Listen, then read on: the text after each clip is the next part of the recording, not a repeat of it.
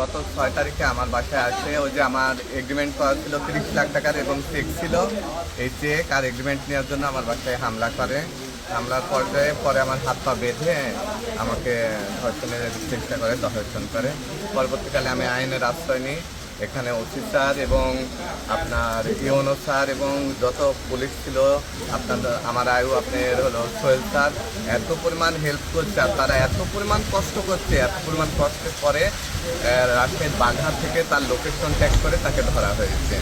ধরার সময় সে অনেক ঝামেলা করছিল, বাট আল্লাহ রহমতে ধরা পড়েছে।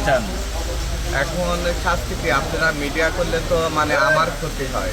না না, আপনার কি আমার ক্ষতি হয়? আমার তো আজকে ফ্যামিলি আমার বাসা থেকে মানিয়ে নিচ্ছে না, ঠিক আছে? ও তো ফ্যামিলি নিয়ে সুখে আছে, আমি তো আমার ফ্যামিলি নিয়ে সুখে না। আমার ফ্যামিলি তো আমাকে মানছে না।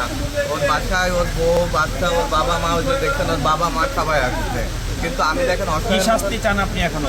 আমি তার শাস্তি চাই, মানে আপনার আদালতের জন্য আমার মতো যে আর এরকম ভুক্তভোগী কেউ না হয় এমন শাস্তি দেওয়া হোক। আমি সরকার কাছে অনুরোধ করি যে এমন শাস্তি দেওয়া হোক আমার মতন ভুক্তভোগী যেন আর কেউ না হয়।